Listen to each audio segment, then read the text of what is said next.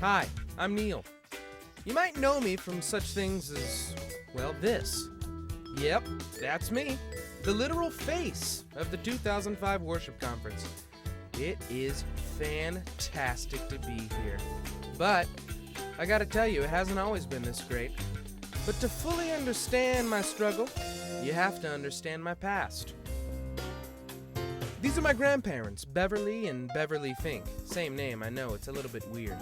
The Beverleys lived their entire lives in northern Iowa, and they're credited with combining praise with worship.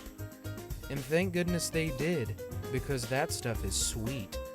These are my parents, Herb and Kathy. They made their mark on the worship world by coining the term post-jovaluja. Some of you might remember it was quite popular in the 60s. And then there's me, Neil Fink. Even as a tiny fetus, I knew I was destined to make a huge impact on the worship world. But as the years went by, I kept waiting for my opportunity to change the face of worship. But nothing came. I searched and searched, but never with any success. I couldn't find my niche. So I dabbled in some other professions like card magic, and even marine biology. But as it turns out, I suck at those. At the age of 25, I renewed my focus and set out to make my mark on the world of worship. In 2001, I found my first big opportunity to make an impact with the Song Seeker competition at the Purpose Driven Worship Conference. So, I sat down with a guitar and started writing. And within 5 minutes, I had pure gold. Christian, I pray every day, I'm a Christian. I go to church on Sundays, I'm a Christian.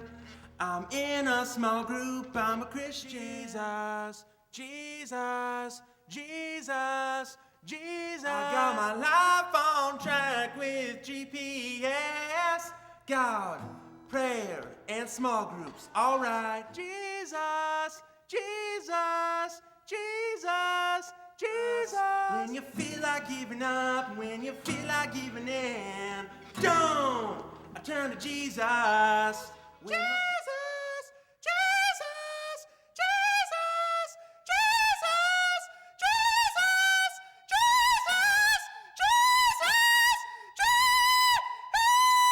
Jesus. Those songs actually didn't win. I know it's hard to believe, but I guess they were a little bit ahead of their time. In 2002, I figured the best way to make a difference was to be around people who were making a difference. So, I entered the Rick Muchow Lookalike Contest, and I won. But it actually hurt my feelings that I looked that much like Rick Muchow, and I turned the title down. Then, in 2003, I realized the most likely way for me to get into the conference was to start my own ministry, and that's when the Sidewalk Prophets were born.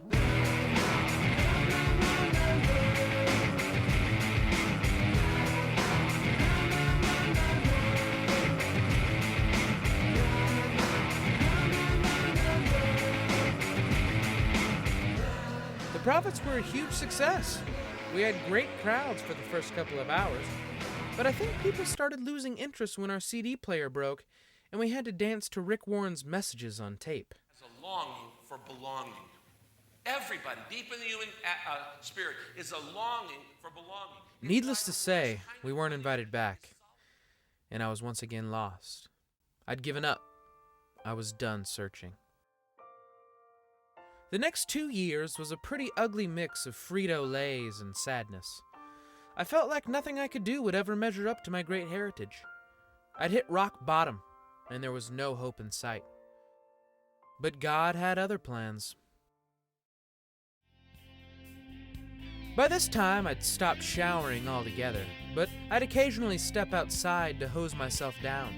And pretty much every day, concerned citizens would gather around and stare. And one day, as I was rinsing my gloriously bald head, I noticed a gentleman snapping pictures. And not one to be bashful of such things, I gave him something to work with.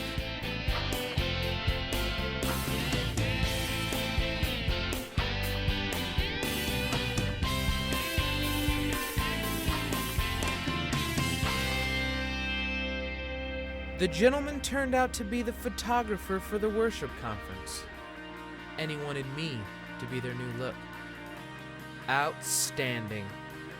After all those years and all those failures, me, Neil Fink, I finally did it. I changed the face of worship.